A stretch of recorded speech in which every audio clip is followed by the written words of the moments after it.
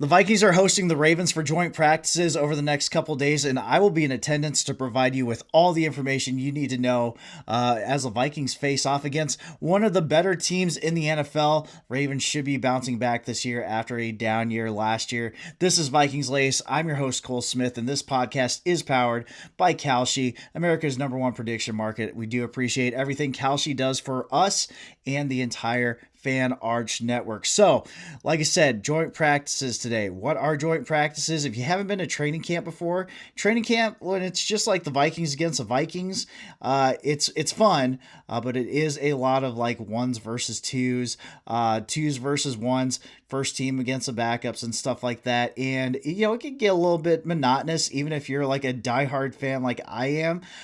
You start doing these joint practices though, where you bring another team in, and you have your 90 guys against their 90 guys, and it is just pure mayhem on the field. It's kind of like a more controlled environment, so don't expect like many of the starters to actually play in the preseason game. These two teams will play in Saturday's game, but the starters probably won't play. Kyler Murray, he is not going to play on Saturday, most likely. That's according to Ben Gessling of the Star Tribune. He said that yesterday on KFAN. And that's because the starters are going to get a lot of work over these next couple days. The coaches are able to really structure the practices how they want to work on it. If they want to emphasize red zone, you get a lot of red zone drills. You want to emphasize, 2-minute drills. You can, situational football. You drive down the field. You call your plays against their plays, and you're creating a live game environment. And this is a good way for guys on the top of the roster to really, develop a rapport with their teammates, while guys down the roster are like fighting for their football lives, and they're not just taking it out against just the man, even though they're competing for jobs, like they're still usually friends with these other guys are going against every other day in camp. Now you're going against a different team.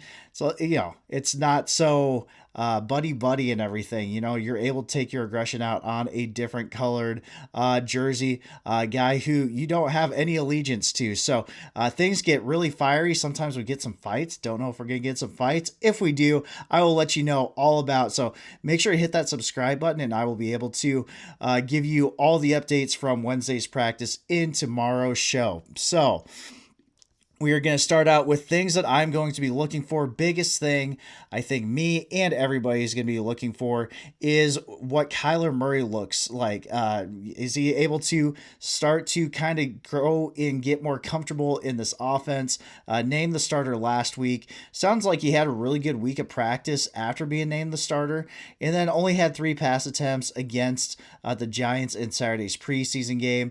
Looked pretty comfortable. Had that one incompletion to Aaron Jones. I'm not really too concerned about that. Kyler's always been accurate on short passes, and I think it's just one of those things where, one guy's thinking one thing, the other guy is thinking the other thing, and just with more reps and more time, they should be able to get on the same page. Kyler's a veteran, and Aaron Jones is a veteran as well, so should be able to get on the same page. But now, able to call all your plays, be able to see like Justin Jefferson against the Ravens secondary. Can we start to see Kyler and Justin Jefferson continue to build the rapport that sounds like they were starting to build middle of the week last week? But even though Kyler played in Saturday's game, pretty much everybody played in Saturday's game except for Justin Jefferson. So this is a good way to get kind of those, simulate some game reps there. Obviously, get Jordan Addison, Jawan Jennings, TJ Hawkinson, all the pass receivers involved as well,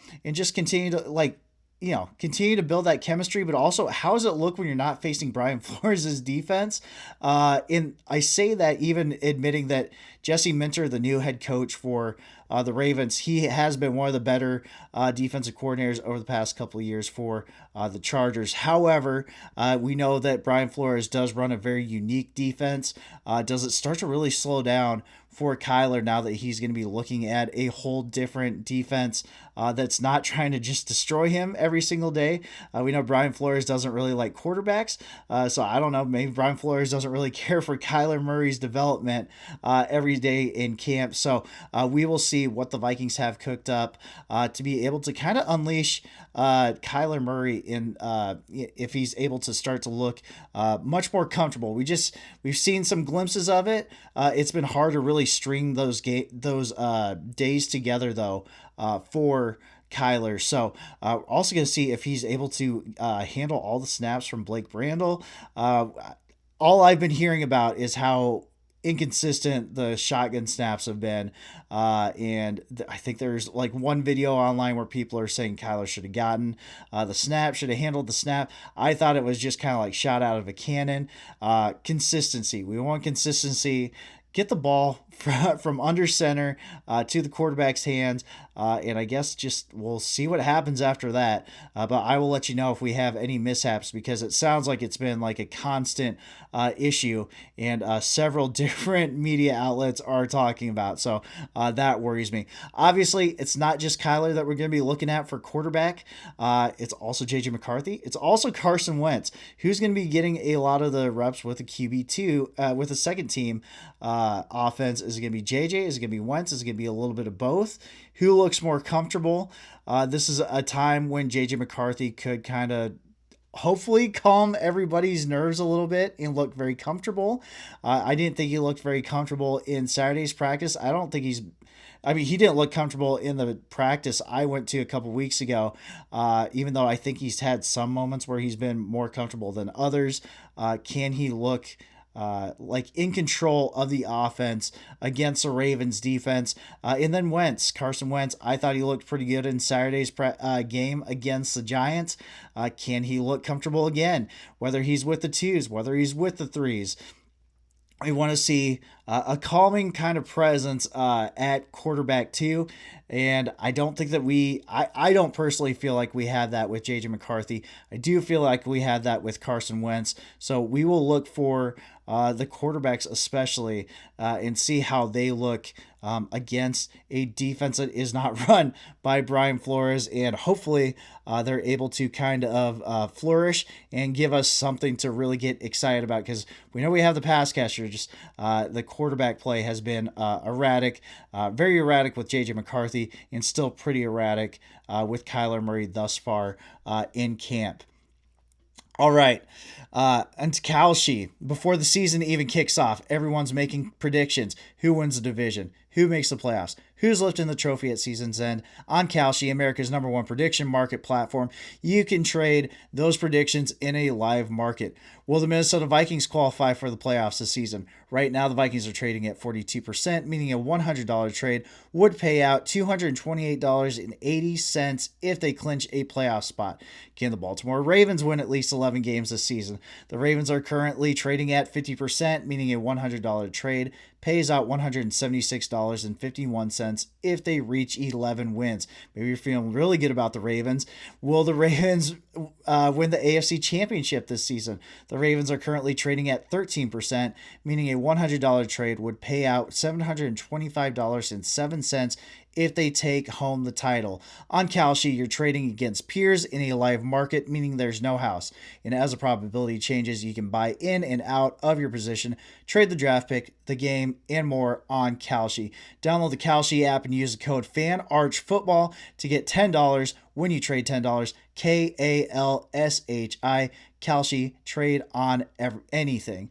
All right, so on to the next thing. I almost put this as the first thing I'm looking forward to because I've been just jacked up about the run game. It looked really good in the Giants game on that first drive when the first team offense was out there.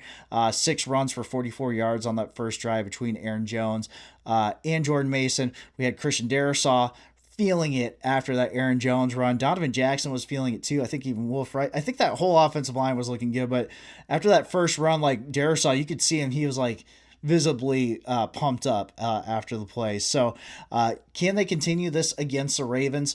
Ravens have a pretty good defense, very good run defense.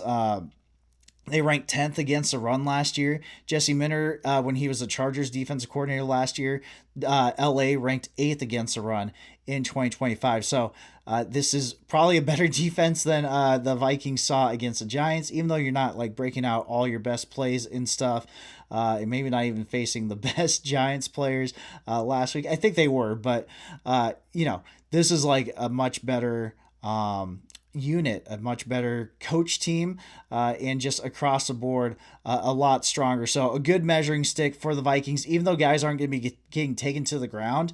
We can see like a lot of like are all the offensive linemen moving in unison to get to a certain spot? Can we see running backs, at least get 3, 4, 5 yards before there's any two-hand contact or something like that? Stuff like that is what I will be looking forward to. I want to see Christian Darrisaw, like I said, stonewalling guys, not only in the run game but also the pass game. This is going to be a lot of reps and stuff. He says he's healthy. He looked healthy the other day. Love to see it. Also, specifically, kind of going to be looking forward to what the backup tackles look like. We were talking about Caleb Tiernan having one of the worst PFF grades out of anybody on the team the other day in Saturday's preseason game. Can he look like more athletic? The dude like has the size. I mean, he is absolutely a unit. I just don't know. This is also just mostly based off of Saturday's game, so maybe he just kind of woke up a little slow that day. But he just looked like very, very slow. Feet weren't really moving. Kind of got overpowered a few times. Lunged at one point where it looked like his feet were in quicksand, and then kind of lunged toward the defender. If you're an offensive lineman, you start lunging towards somebody. That's when you like lose your balance. You lose all your power, and that's how you invite guys to just kind of swim around you and stuff like that. So Caleb Tiernan, really going to be looking to see how he looks, not just in team drills, but also one-on-ones. And yeah, if he's able to stick to somebody, I think that if he's able to kind of, stick on somebody, he's going to be fine. It's just getting to that point. And I mean, that's half the battle right there. It's not always just overpowering somebody. Sometimes it's just getting your technique right, and just like letting them come to you, honestly. If you start chasing guys as an offensive lineman, it sounds crazy because you think that they're just always on the attack, but you start losing your feet, you start lunging, and that's when you start looking like Ed Ingram or something in pass protection. Now, Ryan Vandemark, he is presumably the third offensive tackle. If there's any question of it going into last Saturday's game, I think that he kind of put those questions at ease. He looked really good in Saturday's game. He spent his first 3 seasons with the Bills, and he looked really, really good. So I'm going to do my best to keep an eye out on him in not just the running game, but also the passing game for the Vikings. Had a really good run block last Saturday when Devon Claiborne had a run up the middle, and Vandemark was kind of the one leading the charge, just kind of, I just say you don't want to, it's not all about overpowering guys, but I mean, he like held his own, and it was kind of the key block on that run. Finally, the edge room. Kind of keep talking about this. It's going to keep being a talker as long as the Vikings don't really make any big splashy moves. Who stands out behind Dallas Turner and Van Ginkel? Is it going to be Tyron Ingram Dawkins? He got a lot of run with the edge room in Saturday's game against the Giants. He was one of the more poorly graded Viking defenders in that regard. I did think that he made like one pretty good play on that screen pass that Jackson Dart threw. Kind of got his hands in the way, forced an errant pass. Could it be Tyler Batty? Batty's been kind of running with the twos. Had a couple good reps when I was at camp 2.5 weeks ago. He also was just running with the twos in Saturday's game. I don't know if he did anything that really stood out to me. Bo Richter had a sack in Saturday's game. He's been with the team for a few years. Or Chaz Chambliss. Ingram Dawkins is the only one here who, like, I think has like a decent shot at any real shot at edge 3, because I think that he's still more like edge 4, because he didn't like contain very well in a few run plays, and you need to do that. Also, that 3rd and long that the Giants converted, I think that he was partially at fault for that as well. Batty, Richter, and Chambliss, to me, those guys just feel like just special teams guys. I'm going to keep saying it until they prove me otherwise. Maybe they prove me different this these next 2 days in joint practices. They will be playing, from all accounts, in Saturday's game. Maybe they just blow me away and they ease my concerns, but until one of those guys stands out, I'm convinced that there's going to be a veteran pass rusher coming to Minnesota. Joey Bosa. We talked about Hassan Reddick. We talked about both of those guys. And now that Von Miller is off the board to Dallas, like I said, 1 year, $5.5 million yesterday. I said it yesterday. He signed several days ago with Dallas. Now I think that kind of sets the market. 5.5 million. Vikings have about 20-ish million in cap space to where they could afford to bring one of these guys in. I just don't know if these guys are waiting for camp to end after these two training camp practices the next couple days, joint practices.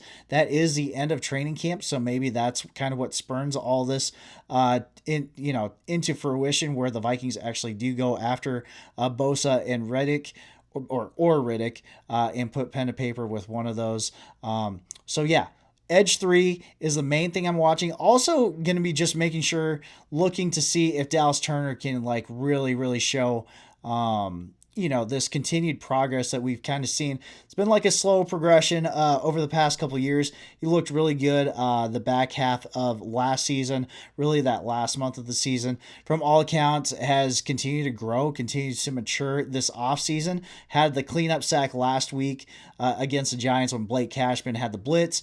Turner had kind of a gimme sack, but awesome to see him get that because I think he only had like 6 snaps total. So how does he look against the Ravens? Ravens are pretty notorious for having one of the better offensive lines in football.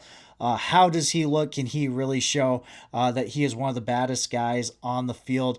I will be looking forward to that because not Jonathan Grenard being off the team, obviously, we need somebody to be able to step up in the event. Now that he is gone, I need somebody to produce. Grenard only had 2.5 sacks last year, but had a lot of pressure. We need Dallas Turner to kind of be that guy. Show why the former GM traded up to pick 17 to get him. So, yeah. Dallas Turner, let's have a good couple days and start to put everybody's minds at ease. I think we feel pretty good about him. But yeah, would love to see it just really, really, really show itself in joint practices against the Ravens and guys like Ronnie Stanley. So that's all we got for you guys today. Like I said, make sure to hit that subscribe button. We will cover everything from Wednesday's practice in tomorrow's show. I am your host, Cole Smith. This is Vikings Latest. Skol Vikes.